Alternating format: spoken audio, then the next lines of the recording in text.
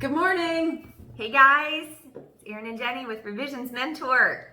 We're tackling a tough topic today. It's about confidence in business, and it's something that you guys keep asking us a lot about. So we want to talk about this today. It doesn't come naturally always. It didn't, and it hasn't always for us. But we've got it figured out, and we're going to share it with you. Yeah, so I guess probably the first thing that you want to do is kind of establish your objectives as a business owner, right? Yeah. Like know who you are in your community and know what your mission is and what it is that you want to achieve in your business. Yeah. You want to get a really clear idea about who you are and who you're, representing yourself as in your community. Right. So spend some real time thinking about the customers that you want to, identify, the group of people that you want to be your customer base. How do you reach them? How do you show yourself to your community in a way that's really going to represent, one, the service that you provide, and two, the kind of person that you want to be, right? That, speaking in terms of your character and your integrity. Absolutely. And of course, because this is an image-driven industry, your image, like who are you? Like what is it that makes you stand out in this industry? Is it your big hair and your big earrings and your crazy confidence? Is it the style of furniture that you use that's just exceptional for whatever reasons? Is it super colorful, or is it more appropriate for really high-end listings? Yeah. Or is your niche, more the listings, the $250,000 to $500,000 range? There's nothing wrong with that. Whatever it is, own it. Yeah. Yes. Own it. Own who you are. Be yourself. That's actually kind of the most important part of this whole piece of confidence building. You have the ability and the skills to do this. It's why you're trying to get into this industry. Mm-hmm. Be yourself. Let people see who you really are. Mm-hmm. If you're a super fancy person, cool. Be your fancy self. Mm-hmm. If you're not, that's cool too. Erin and I show up as we are. Yeah. And, some days that's cute. Some days it's not. Some days it's yoga pants. Lots of days it's yoga pants. Right. Yeah, because when you're being who you are and you get rid of that pretentious stuff, there's no act to put on. You are who you are, and so we want you just to own that. Like identify what characteristics about yourself and your business you want to show off and do it. Yeah. Right? Yeah. Be you, baby. Be you. All right. And then find your niche, right? Figure out like what services you want to provide to your community specifically, right? Mm-hmm. Are we talking, do you want to concentrate your time in occupied home staging, where you show up and you tell the homeowners, power wash your walkway and edge your yard and put mulch here and, put a bush here and remove this yard? Or do you want to do that level of customer care and customer service? Mm-hmm. Or do you want to focus on builders, new builds, and model homes? And if you do that, you need to be prepared for pricing your things, your staging services differently than you would if you were renting to a short-term rental. Yeah. Yeah. And the point of all of these things, really thinking about who you are, who your target market is, how you want to be seen in the community is kind of key to building your confidence. When you feel really sure about what direction you're headed, who you want to work with, how you want to be seen, you're going to have the confidence. So invest the time in thinking about who your customers are, how you want to show up in your community. It's worth it. Totally. Another thing to do to grow your confidence is to keep learning. Keep learning about our industry. Know your stuff. Know the lingo. When you show up, like bring your color wheels. You can run to Sherwin-Williams or Benjamin Moore and tell them that you have a staging business and that you give paint color suggestions to your clients, and they'll give you a paint wheel, and show up with the knowledge of what colors are hot, what colors will work in different spaces. So when you go into a client's house, you can say, wow, all of these blue and gray furnishings would look really great against the sea salt walls. This would look, this color would make it pop, and this would make it look really beautiful in pictures. Like, know your stuff so that when you're talking to your client, you convey that level of energy that they're going to buy into, because they're going to believe you. Yeah. And one of those pieces I think that comes into play every time for us is space planning. Spend some time really understanding how space planning works, right? You need to know what kind of clearances that you need in front of and behind furniture, and to make pathways accessible. You want to really be able to answer questions when you're asked. So the idea to continue learning is super important, and it doesn't always have to be so formal, right? We spend time reading blogs and books and learning, but you can learn a ton just from watching other people on YouTube, from watching other people on social media, right? Yeah. We watch other designers. We see how they stage, how they style bookshelves, for instance. Yeah, totally. How they problem solve difficult situations. So you've got this whole community of other professionals in the design world and in the home staging world that have amazing ideas as well. Yeah. Keep learning. Yeah, keep learning. Tap into those resources, Other things that you want to kind of have in your repertoire are, samples. We talked about paint samples. If you're going to be doing design, you need to be prepared for that. So you need to, make sure that you have samples of the furnishings that you're going to be sharing with your clients. Really being prepared. And we're going to talk about that a little bit later.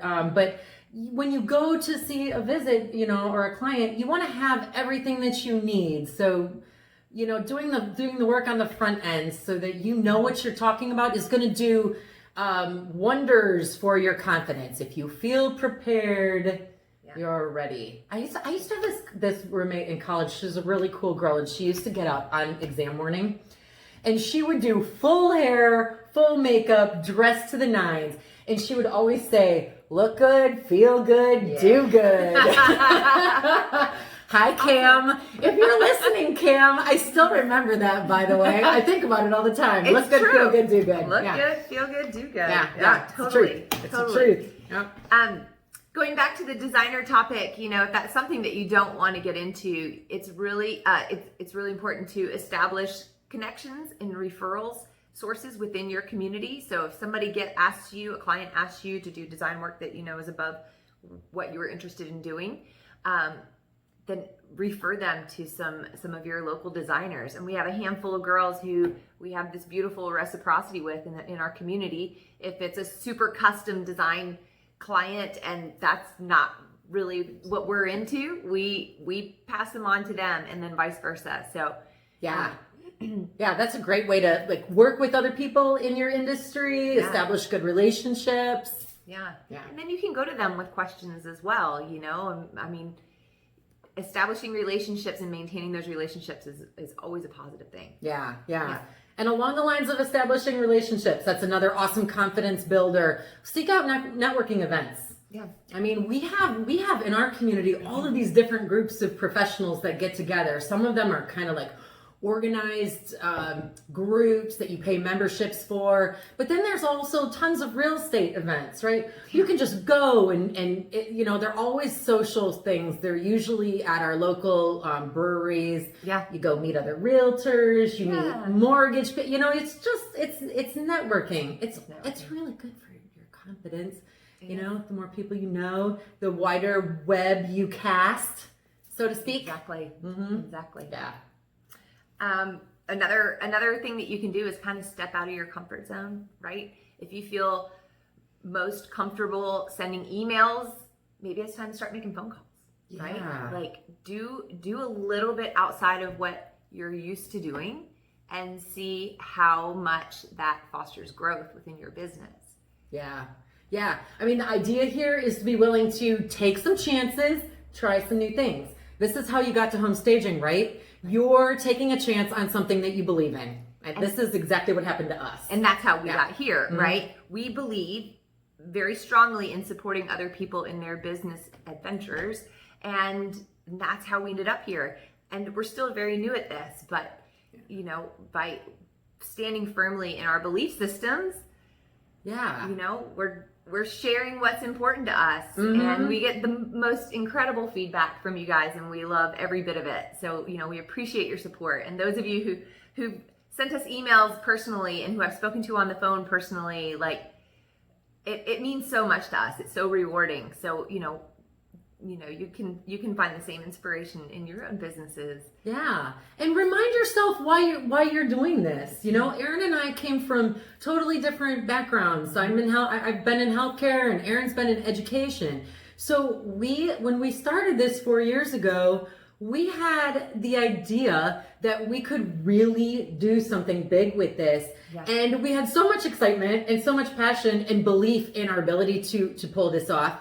We knew that it was going to be hard. We knew that it was going to be a lot of learning, but we knew that we had what it takes, and we knew we had the willingness to go for it. And that's the key, right? There's a lot of learning, and there's a lot of growth, and there's mistakes, and there's wins, and it's all okay. Yeah.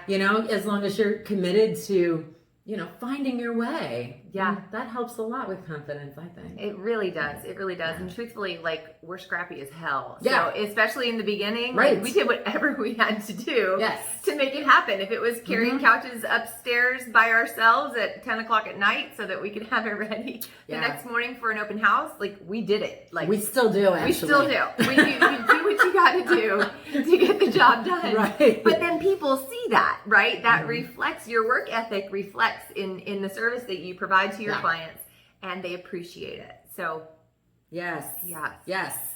And that constant revolving door of being open to new things, new ideas, you particularly, and me more recently, trying to learn new technology, and, really kind of continuing to, be open to different avenues. And we've talked at length about pivoting in COVID, and being able to be flexible, and go with the flow, and trying new ideas. Also really good for confidence. building your confidence. Yeah. And if you truly believe in the power of staging, that is going to rub off on your client. Yeah. So we know it works, right? You can take a lemon of a house and stage it, put some fresh paint on the walls, and it's hard to deny how amazing it looks. It is. And what's so funny?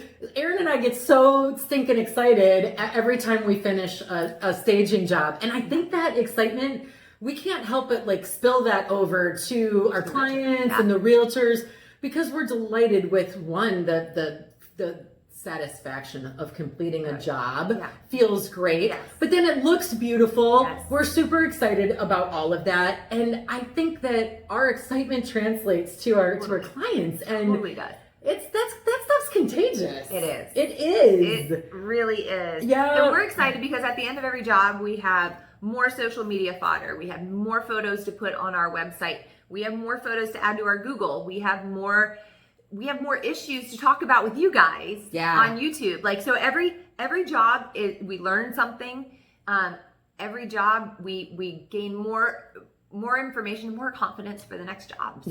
Yeah. And speaking of the social media, that's that whole idea about recognizing all of the things that you do, big or small. Everything that you do is some sort of accomplishment that you can use in your social media, that you can use as a reason to reach out to a client or a potential client. You got to use all of your little victories, all of your little celebrations. They're all fodder for growth. Exactly. And all fodder for marketing yourselves. Absolutely. And think about the little milestones, right?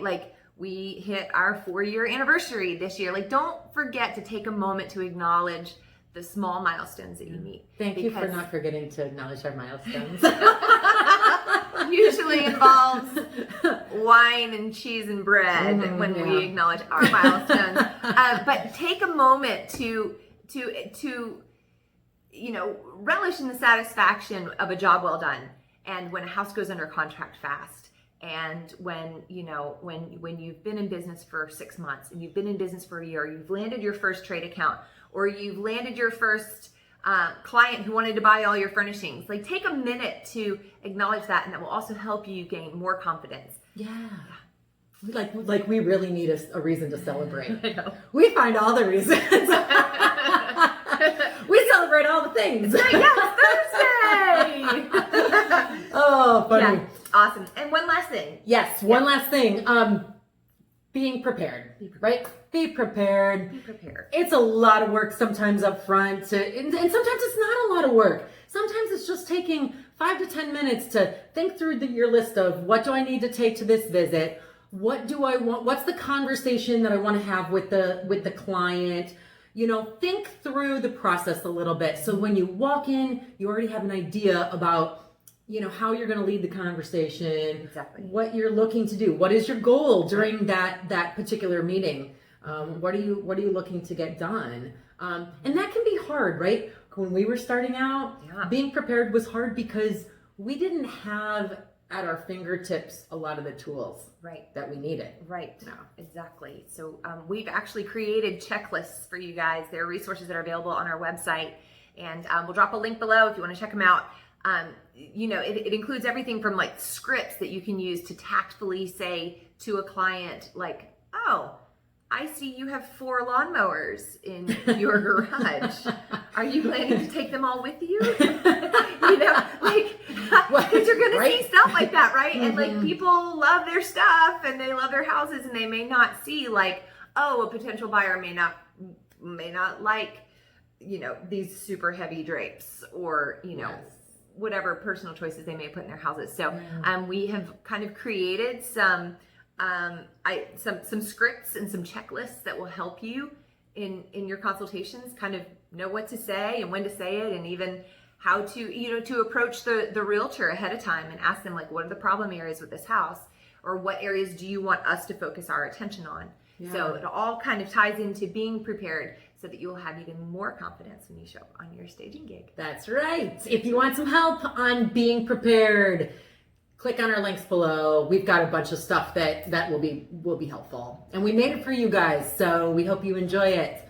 In the meantime, you can do this. We believe in you. Absolutely. So keep in touch. Let us know what's happening in the staging world where you live. Hit the like button, hit subscribe, and we'll see you in the next video. Peace.